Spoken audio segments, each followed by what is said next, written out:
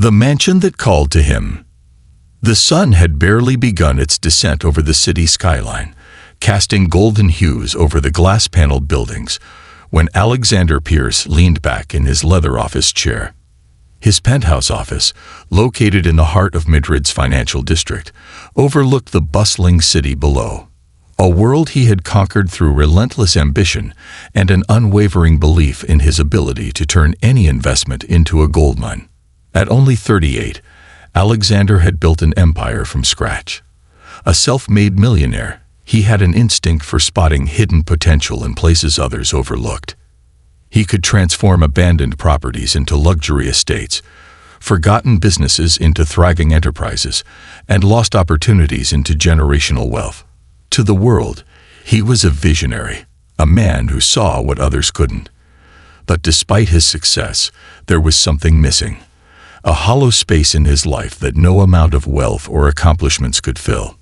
He exhaled slowly, rubbing his temple. His assistant had left hours ago, and his office now carried the weight of silence. He took a sip of his espresso, but before he could enjoy the brief moment of stillness, his phone buzzed. Unknown number. Alexander rarely answered unknown calls.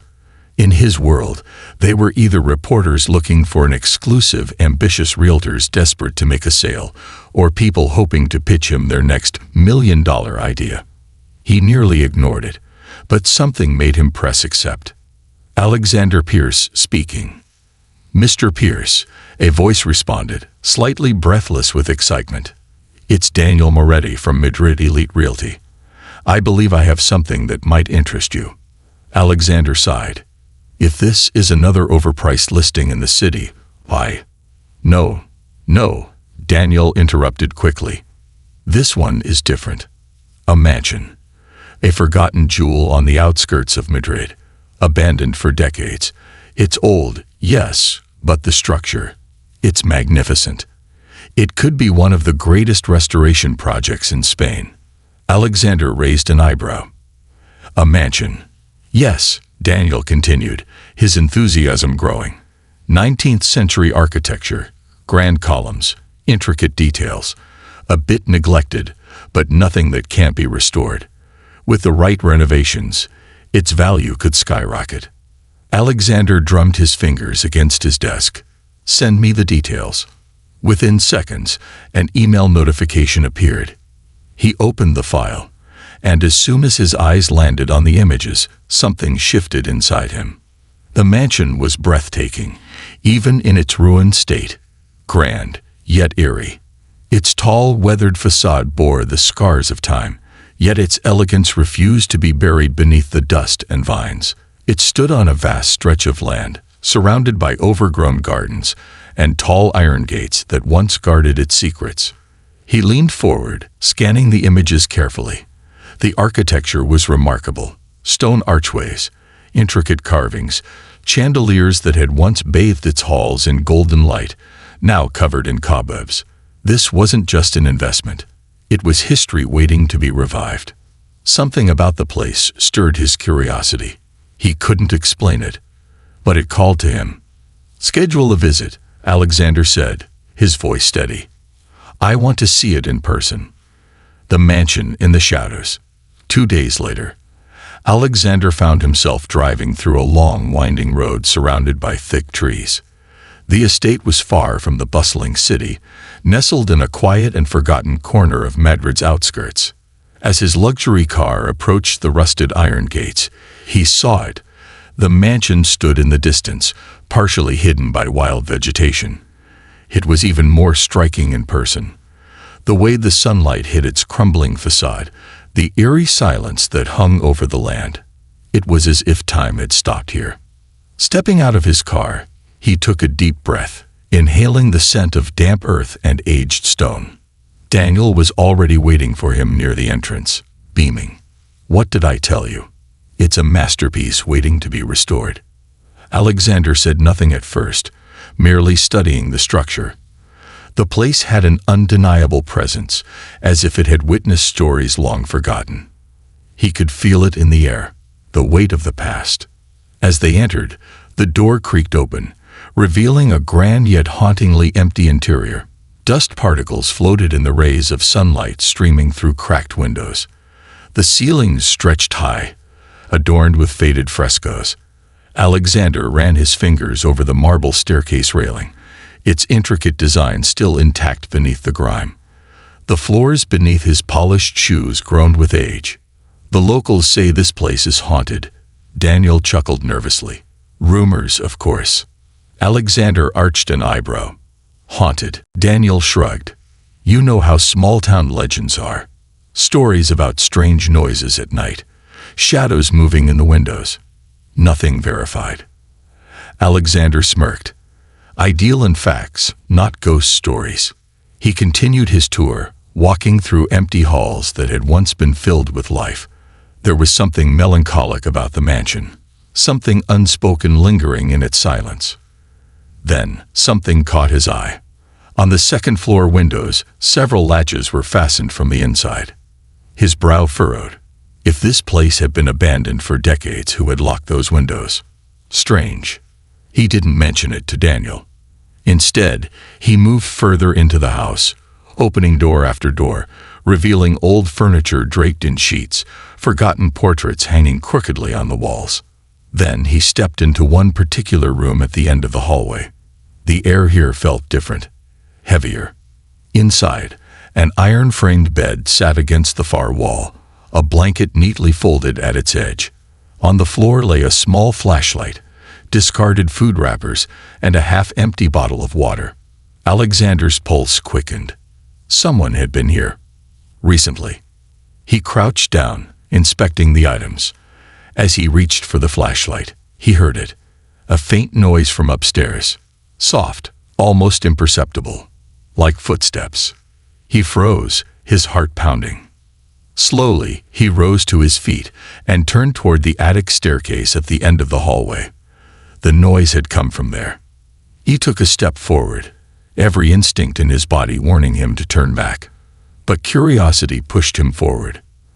As he climbed the stairs, each step creaked under his weight. The attic door was slightly ajar. Alexander pushed it open. The dimly lit space smelled of dust and forgotten memories. He swept his flashlight across the attic. Old trunks, stacks of books, abandoned furniture. Then, movement. In the farthest corner of the attic, partially obscured by the darkness, a small figure stood motionless. A child. A girl. No older than 10. She stared at him with wide, frightened eyes, clutching a blanket as if it were her only protection. Alexander's breath caught in his throat. She wasn't alone.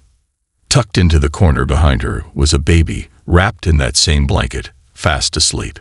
For the first time in years, Alexander felt something deeper than curiosity or business ambition. He felt something stir inside him, something he hadn't felt in a long time, a sense of purpose. And in that moment, he knew, this mansion held more than just history. It held a story waiting to be uncovered, a story that was about to change everything. The secrets hidden in the attic. For a long moment, the silence between them was thick, only broken by the faint rustle of the wind through the cracks in the attic walls. Alexander's flashlight beam wavered slightly as he took a slow step forward, his eyes locked on the small girl standing protectively in front of the sleeping baby. She clutched the edges of a tattered blanket, her frail frame tense, as if bracing for the worst. She didn't move, didn't blink. Neither did Alexander. His mind raced. Who was she? Why was she here? And why did she have a baby with her? Finally, he lowered his flashlight, careful not to frighten her further. He crouched slightly, bringing himself to her eye level. "Hey."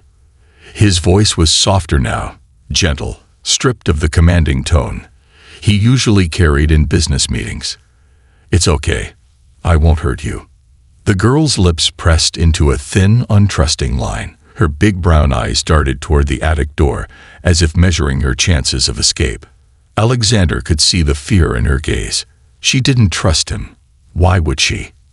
A stranger had just barged into her hidden world. His heart clenched. No child should have to live like this. "What's your name?" He tried again, his voice steady but kind. A long pause. Then, barely above a whisper, "Grace." He exhaled, nodding slowly. "That's a beautiful name." Grace tightened her grip on the blanket around her baby brother, her small fingers trembling.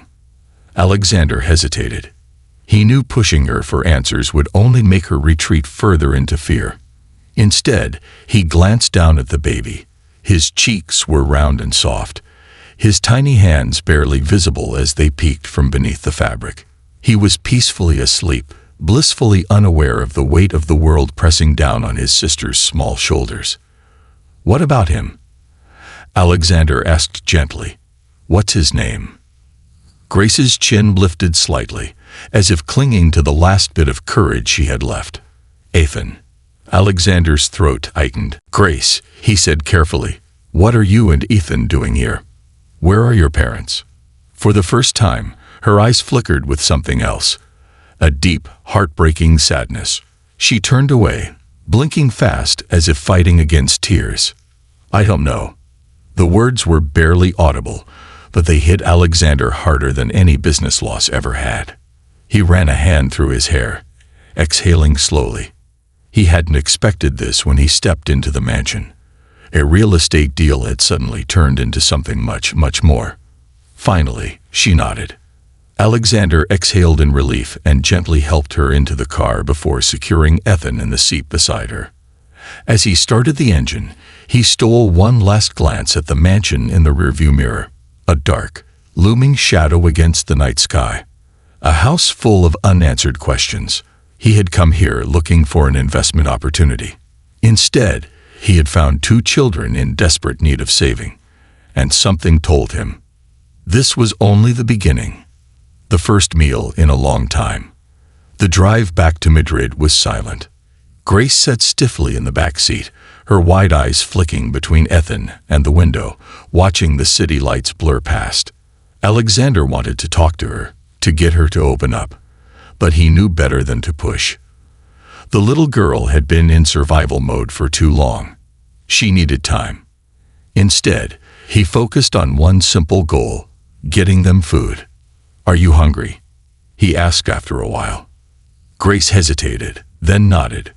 "Ethan needs to eat." Alexander's chest tightened. She always put Ethan first. He turned the car toward a small, quiet restaurant he often stopped at after long workdays. It wasn't fancy, but it was warm, safe, and open late.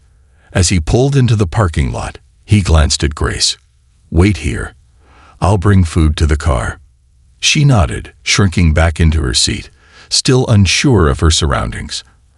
Alexander hurried inside, ordering warm soup, sandwiches, and a bottle of milk for Ethan.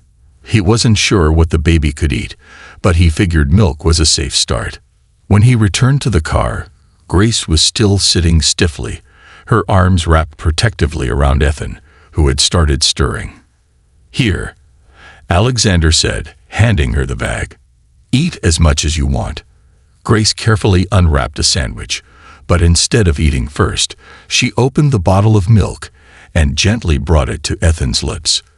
The baby latched on immediately, drinking hungrily. Alexander watched silently, his chest tightening at the sight. She was so small, yet she had been carrying the weight of an entire life on her shoulders. She shouldn't have had to do this alone. As she fed Ethan, Alexander reached into the bag and pulled out a sandwich, handing it to her. "Eat," he urged. "I got plenty." She hesitated, then took a bite. And suddenly, it was like her body realized how long it had been since her last real meal. She devoured the sandwich in quick, desperate bites, trying not to look like she was starving, but failing. Alexander said nothing. He just quietly handed her another. They ate in silence, but in that quiet moment, something shifted. The wall Grace had built between herself and the world cracked, just a little. A temporary shelter, or something more. When they finally arrived at Alexander's penthouse, Grace's eyes widened. The huge glass windows, the soft glow of the city skyline, the open space that felt bigger than anything she had ever known. It was overwhelming. She hesitated in the doorway. as if afraid to step inside. Alexander placed a reassuring hand on her shoulder. "It's okay. You're safe here." She nodded slowly, stepping forward while clutching Ethan close. Alexander guided them to one of the guest bedrooms, a soft, warm space with a bed bigger than anything Grace had ever slept in. She hesitated near the edge, still unsure. Alexander sighed, kneeling beside her. "This is just for tonight," he reassured. "Tomorrow, we'll figure out what to do next." Grace nodded, though she still looked uncertain. Alexander hesitated. "Do you want me to leave the door open?" She nodded again, eyes darting toward the hallway. He understood. She still didn't trust him fully. And that was okay. She had survived in a world that had abandoned her. Trust wouldn't come easy. But he was willing to earn it. As he turned off the lights and stepped into the hallway, he heard a small whisper behind him. "Thank you." Alexander paused. Then, with a soft smile, he whispered back, "You're welcome." He closed the door gently, leaving it slightly open. As he walked toward his own room, his mind raced. He had built his life around wealth, business, and numbers. But tonight, for the first time in years, he felt like he was doing something that actually mattered. And deep down, he knew this wasn't going to be temporary. This was the start of something far bigger than he had ever imagined. A child. No, 2 children had been surviving alone in this crumbling house, with no one looking out for them. He felt something stir deep inside him, a sense of responsibility. He had spent his entire life fixing buildings, but these 2 kids weren't a business project. They weren't a puzzle he could solve by throwing money at it. They were human lives, fragile and scared. He took another careful step forward, watching Grace stiffen. "How long have you been here?" She shrugged, a tiny, tired movement. "A while." That wasn't an answer, but it was all she was willing to give. He sighed. "Have you eaten?" She shook her head. A sharp pang hit Alexander's chest. This wasn't right. He straightened up, glancing around the attic again. It was freezing, barely insulated from the cold creeping through the broken windows. Had they been sleeping here this whole time?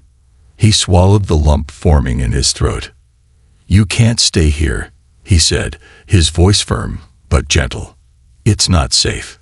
Grace took a step back, her small body tensing again. "No." Alexander frowned. "Grace, I can't leave," she whispered fiercely, her voice shaking. He softened his tone. "Why?" "Because." She hesitated, her hands gripping the blanket around Ethan, as if holding onto her last piece of security. "Mom said she'd come back." Alexander's chest tightened. She was waiting. A young girl, alone with a baby, clinging to the hope that their mother would walk through those doors any day now. And yet, deep down, Alexander had a terrible feeling. If their mother had intended to return, why hadn't she?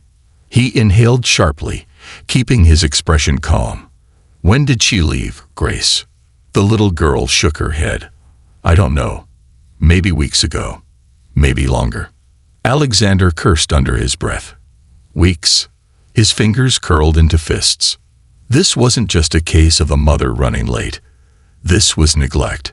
She wasn't coming back. He had 2 choices. He could walk away, pretend he never saw them, and let whatever fate had in store for them play out. Or he could step in. The weight of the decision pressed against his chest. He wasn't a parent. He wasn't a savior.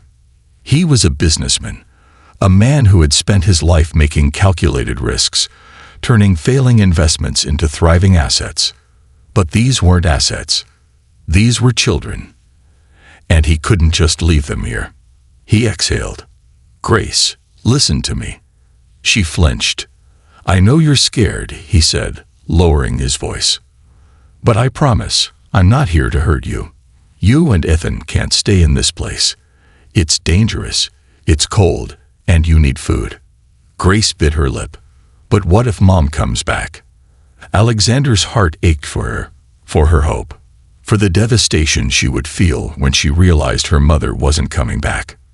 He took a deep breath, then knelt down so they were eye level again.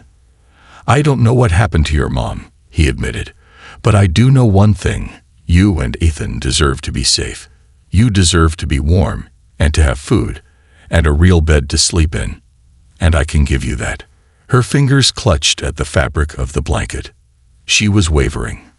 "Please, Grace," Alexander said softly. "Trust me." Silence stretched between them. Then, slowly, hesitantly, Grace nodded. Alexander let out a breath he hadn't realized he was holding. "Okay," he murmured. "Let's get out of here." Gently, he scooped up the sleeping baby, surprised at how light Ethan was. Too light. He'd been malnourished for far too long. Grace hovered beside him, still nervous, but she didn't resist as they carefully made their way downstairs. As they reached the front entrance of the mansion, Alexander paused for a brief moment, glancing over his shoulder at the eerie, hollow house one last time. Something told him that this wasn't over. The secrets of this house weren't done with him yet, and neither were the children he had just saved. A new beginning or a new battle. The night air was crisp as Alexander carried the baby carefully down the mansion's front steps, his mind racing with what he had just uncovered. The world outside the abandoned mansion felt strangely different, quieter, heavier. As if the house had held its breath for years, waiting for someone to step inside and unravel its secrets. The wind rustled through the overgrown trees that lined the estate, sending a shiver down Alexander's spine, not from the cold, but from the weight of responsibility now resting in his arms. Ethan stirred slightly against his chest, but the baby didn't wake. He felt so light, his tiny frame wrapped in a threadbare blanket that barely provided warmth. Alexander clenched his jaw. How long had these kids been starving? Behind him, Grace followed hesitantly, her small figure barely visible in the dim glow of the street lamp that flickered near the gate. She was clutching the oversized blanket around her thin frame, her wary eyes darting toward the empty road, as if expecting her mother to appear at any moment. Alexander knew that wasn't going to happen. But Grace wasn't ready to accept that yet. He reached his car and carefully adjusted Ethan in one arm while opening the back door. Grace hesitated near the curb, her small hands gripping the edges of her blanket, as if it were the only thing tethering her to safety. "Come on, Grace," Alexander said gently. "It's okay." She didn't move. "I don't know if I should go," she whispered, her voice barely audible. Alexander exhaled, steadying himself. He knew this wasn't just about getting her into a car. This was about trust. Grace had spent weeks, or maybe longer, fending for herself, keeping her baby brother alive in a house that should have swallowed them whole. She had survived through sheer willpower, and now, in one night, she was being asked to put her faith in a stranger. Alexander crouched down so they were at eye level. "I know this is scary," he said, his voice steady but kind. "But I'm not leaving you here, Grace. You and Ethan deserve better than this." Her small hands trembled. What if Mom comes back? Alexander's throat tightened. He didn't want to crush the tiny flicker of hope still clinging to her voice. But he also couldn't let her hold on to something that was hurting her. "We don't know what happened to your mom," he admitted, "but I do know that you can't wait here forever." He paused, choosing his words carefully. "Your mom would want you and Ethan to be safe, Grace. She'd want you to have food, a bed, people who can help you." Grace stared at him, searching his face for something. Truth, reassurance, a reason to believe him. Finally, she nodded. Alexander exhaled in relief and gently helped her into the car before securing Ethan in the seat beside her. As he started the engine, he stole one last glance at the mansion in the rearview mirror, a dark, looming shadow against the night sky. A house full of unanswered questions. He had come here looking for an investment opportunity. Instead, he had found two children in desperate need of saving, and something told him this was only the beginning. The first meal in a long time. The drive back to Madrid was silent.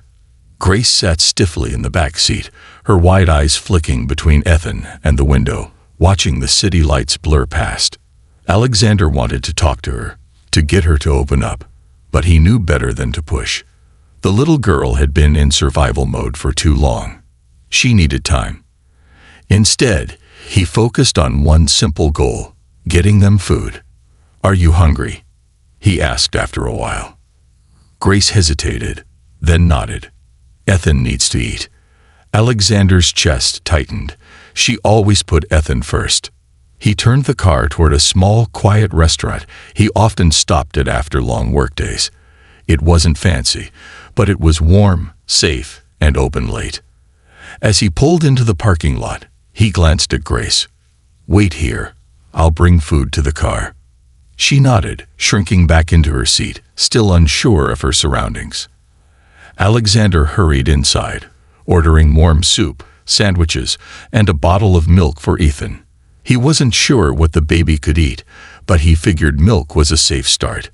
When he returned to the car, Grace was still sitting stiffly, her arms wrapped protectively around Ethan, who had started stirring. "Here," Alexander said, handing her the bag. "Eat as much as you want." Grace carefully unwrapped a sandwich, but instead of eating first, she opened the bottle of milk and gently brought it to Ethan's lips. The baby latched on immediately, drinking hungrily. Alexander watched silently, his chest tightening at the sight. She was so small, yet she had been carrying the weight of an entire life on her shoulders. She shouldn't have had to do this alone. As she fed Ethan, Alexander reached into the bag and pulled out a sandwich, handing it to her. "Eat," he urged. "I got plenty." She hesitated, then took a bite. And suddenly, it was like her body realized how long it had been since her last real meal. She devoured the sandwich in quick, desperate bites, trying not to look like she was starving, but failing. Alexander said nothing. He just quietly handed her another. They ate in silence, but in that quiet moment, something shifted. The wall Grace had built between herself and the world cracked, just a little. A temporary shelter or something more. When they finally arrived at Alexander's penthouse, Grace's eyes widened. The huge glass windows, the soft glow of the city skyline, the open space that felt bigger than anything she had ever known. It was overwhelming. She hesitated in the doorway, as if afraid to step inside. Alexander placed a reassuring hand on her shoulder. "It's okay. You're safe here." She nodded slowly, stepping forward while clutching Ethan close. Alexander guided them to one of the guest bedrooms, a soft, warm space with a bed bigger than anything Grace had ever slept in. She hesitated near the edge, still unsure. Alexander sighed, kneeling beside her. "This is just for tonight," he reassured. "Tomorrow, we'll figure out what to do next." Grace nodded, though she still looked uncertain. Alexander hesitated. "Do you want me to leave the door open?" She nodded again, eyes darting toward the hallway. He understood. She still didn't trust him fully. And that was okay. She had survived in a world that had abandoned her. Trust wouldn't come easy. But he was willing to earn it. As he turned off the lights and stepped into the hallway, he heard a small whisper behind him. "Thank you." Alexander paused. Then, with a soft smile, he whispered back, "You're welcome." He closed the door gently, leaving it slightly open. As he walked toward his own room, his mind raced. He had built his life around wealth, business, and numbers. But tonight, for the first time in years, he felt like he was doing something that actually mattered. And deep down, he knew this wasn't going to be temporary. This was the start of something far bigger than he had ever imagined. A home beyond walls. Alexander barely slept that night. He lay awake in bed, staring at the ceiling, the city lights flickering through the tall glass windows of his penthouse. Normally, his mind would be occupied with business deals, stock fluctuations, or the next big real estate project. But tonight, his thoughts were with the 2 children sleeping just down the hall. Every so often, he got up and checked on them. He found Grace curled up on the guest bed, Ethan tucked beside her, his tiny fingers gripping her sleeve even in his sleep. She stirred at one point, blinking up at him with sleepy confusion, but he just whispered, "Go back to sleep." And for the first time, she didn't look afraid. Something in his chest tightened at that. This was more than just a temporary act of kindness. This was something he couldn't walk away from. The truth Grace didn't want to hear. The next morning, Alexander made a decision. They needed answers. As Grace sat at his kitchen table, slowly eating the plate of scrambled eggs and toast he had made for her, he leaned in carefully. "Grace," he said, his voice steady but gentle, "I need to know more about your mom." She froze mid-bite. Alexander gave her time, watching as she shifted uncomfortably in her chair. "She wouldn't just leave us," she whispered, her voice almost too quiet to hear. "She said she'd come back." Alexander's jaw tightened. He wanted to believe that too, but he also knew that weeks had passed. A mother who had every intention of returning would have by now. "Do you remember anything else?" he asked. "Did she tell you where she was going?" Grace swallowed hard, then shook her head. She just said she needed to find work, that she'd come back with food and money. Alexander exhaled. He knew what that meant. Her mother had been desperate, and desperate people sometimes never make it back. His mind raced. He needed to find her. "Do you remember her phone number?" Grace's eyes dimmed. "It doesn't work anymore." Alexander nodded, already pulling out his phone. If the mother was out there somewhere, he would find her. And if she wasn't, then he needed to figure out what happened next. Because one thing was certain, he wasn't abandoning them. A mother's absence, a father's presence.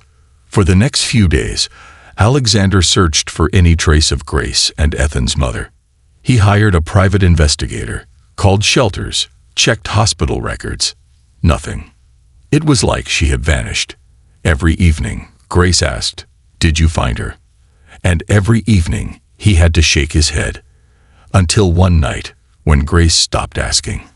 That was the night he realized. She already knew the truth.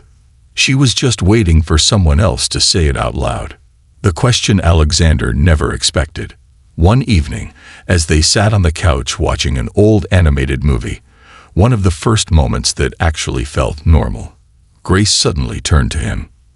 "Alexander." He looked down. "Yeah." She hesitated, chewing on her lip before asking, "Are we going to have to leave?" The question hit him like a punch to the gut. He had thought about it 100 times. What came next, where they would go, what legal hurdles they would face.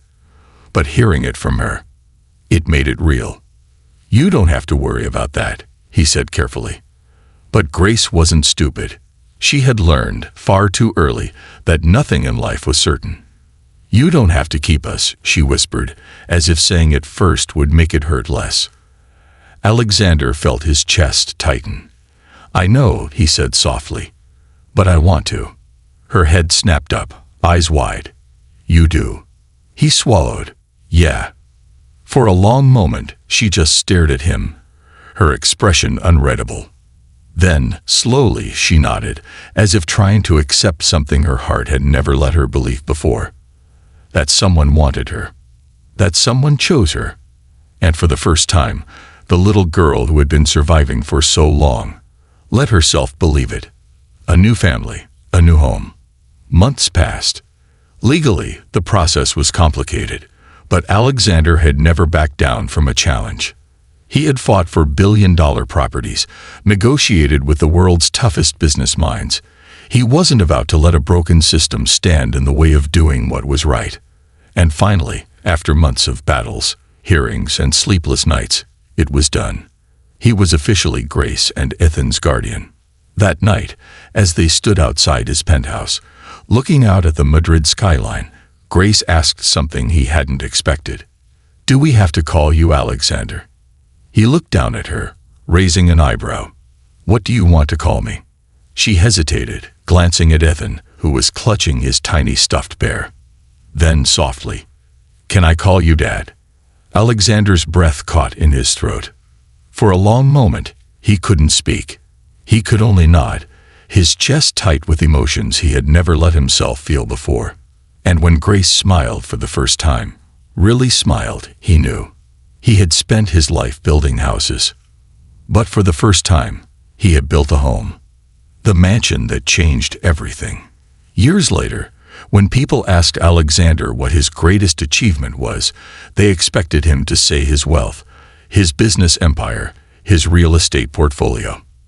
But that's not what he told them. Instead, he would smile and say, "It all started with an abandoned mansion, and 2 kids who changed my life forever." And he never looked back. This concludes the story. Thank you for watching until the end. I hope you found it enjoyable. If you did, please consider liking the video and sharing it with your friends. Don't forget to subscribe to our channel and activate the notification bell for more captivating stories. Have a great day.